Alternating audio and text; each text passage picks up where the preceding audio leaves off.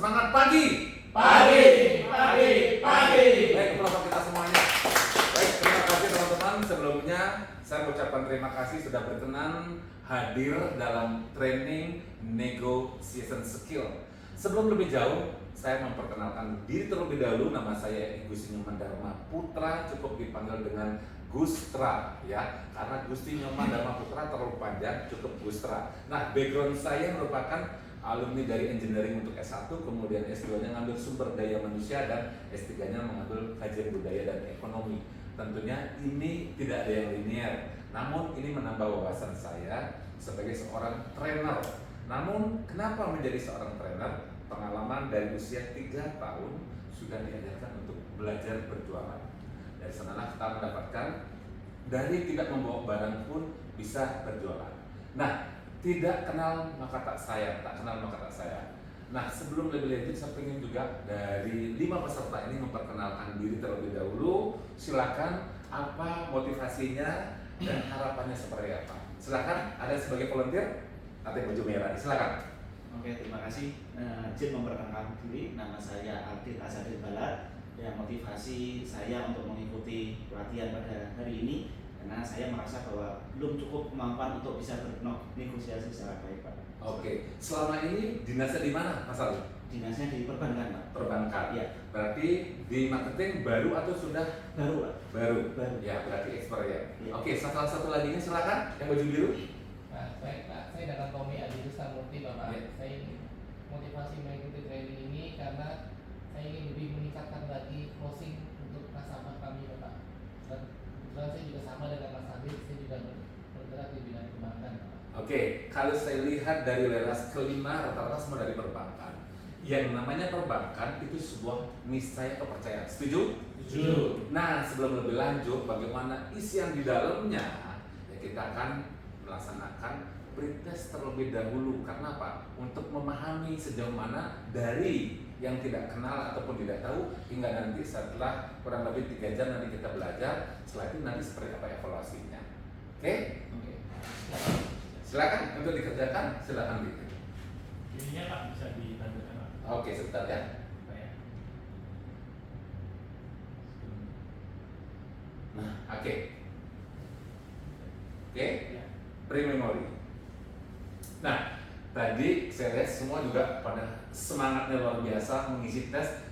Tidak usah takut, yang namanya memulai sesuatu harus berani mencoba. Setuju teman-teman? Setuju. Nah, kita kan melaksanakan training ini kurang lebih 3 jam, harus ada rule terlebih dahulu. Kita sepakati santai tapi harus bisa bermanfaat. Setuju? Setuju. Nah, bagaimana seandainya harus ada kesepakatan? Seandainya ada telepon masuk, kita sepakat dulu ringtone-nya di silent. Oke? Silakan di silent. Nah, kemudian jika pun nanti ada telepon masuk yang penting ataupun WA, silakan. Misalkan kalau telepon silakan izin terlebih dahulu keluar, ya. Kemudian setelah itu kembali lagi. Dan yang menjawab WA pun silakan, tapi yang urgent saja. Setuju? Setuju. Nah, memulai sesuatu harus kita juga punya niat.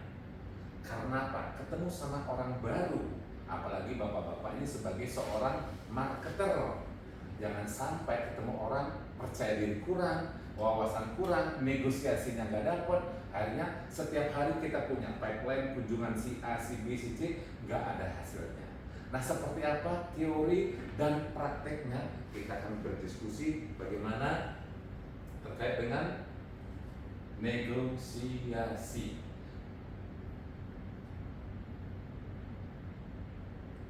Nah, seperti apa pelatihan kurang lebih 3 jam? Learning objektif setelah mengikuti pelatihan ini peserta mampu yang pertama paham terkait dengan konsep dasar dari negosiasi. Karena negosiasi ini terdiri bisa saja 2 orang ataupun lebih. Kemudian mengidentifikasi kebutuhan, menyusun strategi, melaksanakan proses negosiasi hingga melakukan evaluasi hasil negosiasi ini. Berarti ada 7 poin learning objective. Bagaimana? Silakan, ada yang mau bertanya atau masih kita skip terlebih dahulu? Kita skip. Oke. Nah, mengapa keterampilan negosiasi itu penting? Kalau kita jelas dari Pak Amin, kalau Mbah Google sudah bilang negosiasi adalah bagian dari kehidupan profesional sehari-hari. Bapak-bapak sebagai seorang bankers wajib yang namanya memiliki kemampuan negosiasi yang baik, membantu kita mencapai hasil yang optimal. Nah, dalam hal dunia kerja, negosiasi dengan nasabah, dengan vendor, negosiasi terkait dengan target, termasuk juga penyelesaian masalah hingga lintas fungsi. Ini sangat penting ya. Berarti kita sedikit tidaknya ketemu orang baru harus berpikir, oh mendapatkan ilmu apa. Kita lanjut. Nah, definisi dari negosiasi yaitu proses komunikasi dua orang ataupun dua pihak atau lebih untuk mencapai kesepakatan yang bisa diterima bersama-sama atau yang sering disebut apa?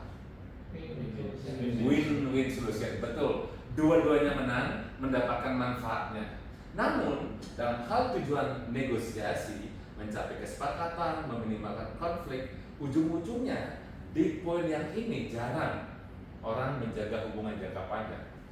Kepada marketer ataupun sales yang baru, setelah yang namanya closing, setelah itu cukup, dia akan tinggalkan. Disinilah banyak pengalaman-pengalaman experience dari nasabah menyampaikan bahwa kalau seorang sales itu yang penting closing, tidak ada follow up lebih lanjut. Setuju teman-teman? Oke, terkait dengan definisi sudah. Kemudian prinsip dasar negosiasi. Nah, ini yang jelas sudah dijelaskan bahwa kepentingan bersama bukan yang namanya menang sendiri ataupun ego. Jangan sampai bapak-bapak sebagai seorang marketer pinginnya Pak closing sudah, nasabahnya ngedumel, padahal bunganya kecil, yang waktunya panjang, siapa tidak kecewa. Makanya ini yang harus jangan sampai dijaga, jangan sampai menang sendiri. Nah, seperti apa karakteristiknya? Saling menghargai, terbuka, apalagi mohon maaf jangan sampai ada mis-selling. Seandainya suku bunga tabungan sekarang bunganya 4%, teman-teman bilang ada di 2% ataupun 3%, sedangkan bank pesaing sudah lebih tinggi. Makanya ini perlu ada keterbukaan, termasuk objektif dan berorientasi solusi bagi nasabah. Oke, cukup, lanjut ya. Oke, silakan. Izin bertanya Pak. Ya, Terkait proses negosiasi ini kan dijelaskan win-win solution. betul. Win-win solution di mana kita selaku bankers, Ya. khususnya di funding, kita itu sering bertemu dengan banyak orang dan di mana banyak nasabah ini itu tidak semuanya itu kooperatif dan mau membuka diri. Padahal justru dijelaskan karakteristiknya kita harus terbuka pada nasabah kita. Nah, gimana caranya kita mencapai kesepakatan win-win solution di mana nasabah ini belum mau membuka percakapan yang lebih dengan kita. Nah, terima kasih pertanyaannya Mas Iing. Ini sangat unik sekali bagaimana memahami karakter dari calon yang diajak nego. Sebelumnya saya akan bagaimana mengajak dulu memahami seseorang. Ketemu Mas Iing, saya sedikit tidaknya di belakang layar sebenarnya Pak Iing itu hobinya apa? Berarti dari hobi bisa kelihatan. Pak hobinya suka misalkan nongkrong, berarti suka berbicara. Dari berbicara itu mau menyampaikan hobi sesuatu, misalkan dengan kendaraan, hobi tanaman ataupun hobi mancing. Dari sana kita mencoba kali Pak Iing, sepertinya informasi dari teman saya Pak Iing suka mancing. Pak mancing kemana saja? Nah dari sana akan percakapan terbuka. Disitulah kunci utama untuk membuka. Tapi saya pastikan buat teman-teman jangan sampai jika orangnya pendiam, jangan sampai kita juga diam. Begitu juga orangnya banyak berbicara, kita melawan, tidak boleh. Makanya bahasanya kalau mereka pendiam sedikit-sedikitnya kita menggali. Kalau dia sudah misalkan mulai berbicara, berikan kesempatan. Nah jika orangnya yang terlalu banyak, kita yang sedikit-sedikitnya menjadi pendengar yang baik. Cukup jelas? Cukup. Oke, kita akan lanjut ya, karena waktu juga. Nah, kompetensi negosiator efektif di sini ada 3. Yang pertama pengetahuan, kemudian keterampilan kita sebagai seorang marketer dan sikap. Dan ini semuanya penting. Namun ini menjadi sikap yang utama. Dilihatnya cara percaya diri dari berpenampilan. Seandainya seorang marketer bajunya ada noda, cukurannya nggak rapi, nggak percaya diri, itu sudah nasabah sudah ilfil. Nah makanya perlu dari profesionalnya juga integritas, percaya diri hingga fleksibilitas, termasuk juga pengetahuan dan keterampilan yang ada beberapa poin masing-masing 4 dan 5 poin. Oke, kita akan lanjut.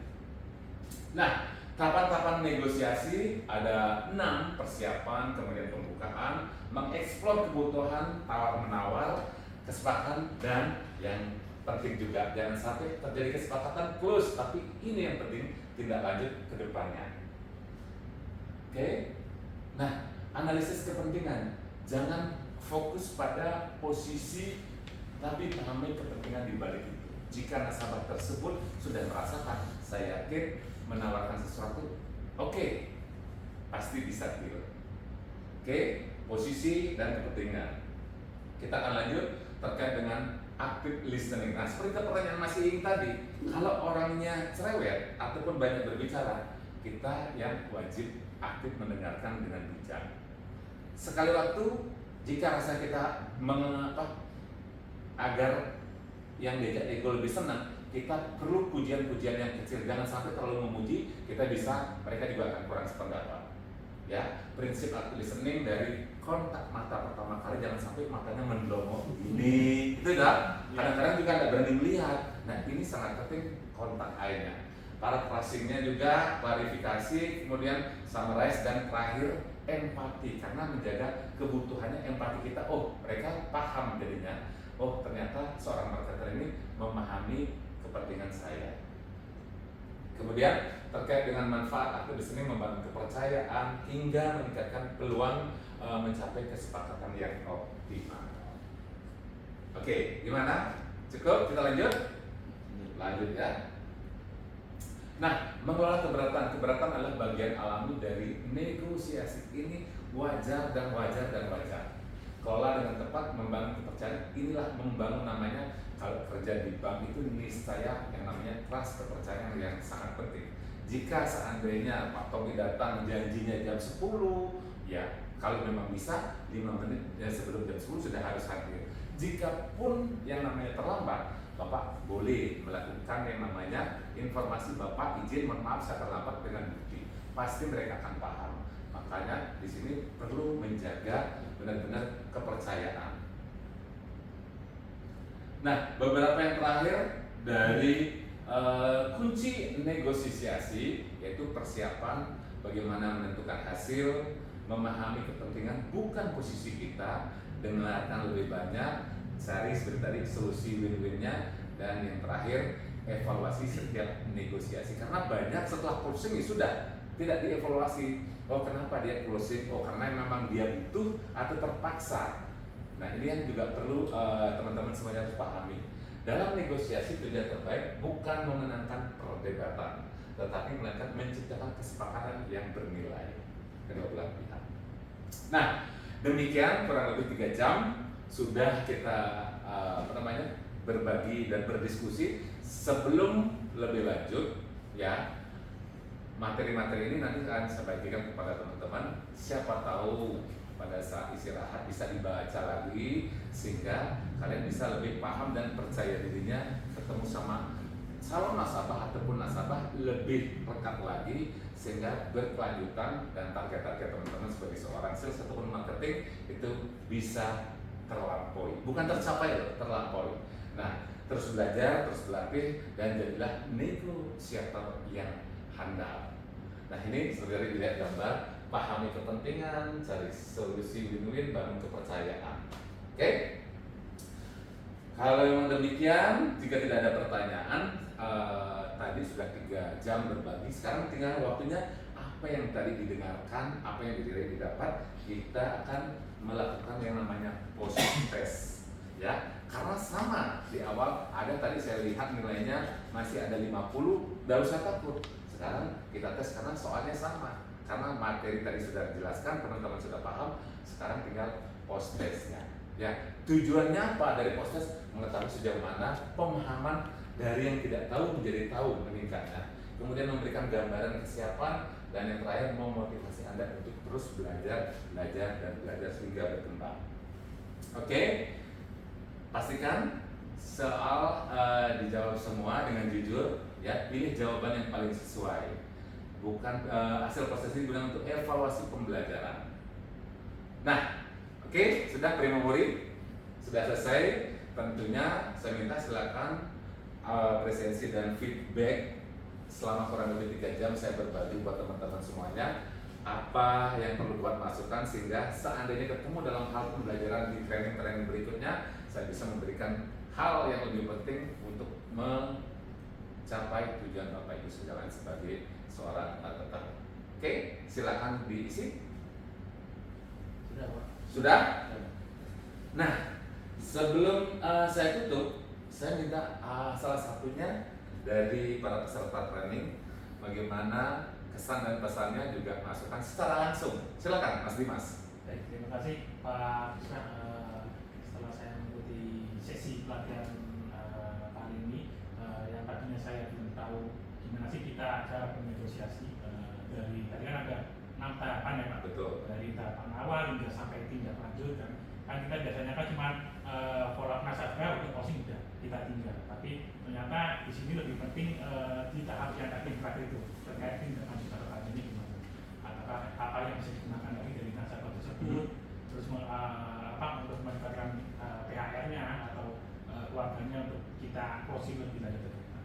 Oke, terima kasih. Ada yang baik, kalau sudah tidak ada lagi, saya mengucapkan terima kasih atas kebersamaan kurang lebih 3 jam. Tentunya apa yang tadi saya sampaikan semoga bermanfaat buat bapak-bapak sebagai seorang marketer terhandal di perbankan, bukan hanya mencapai target tapi melampaui target yang ditetapkan, sehingga pundi-pundi insentif itu bisa memberikan kesejahteraan. Oke, demikian saya tutup. Wassalamualaikum warahmatullahi wabarakatuh. Terima kasih. Semangat pagi. Pagi.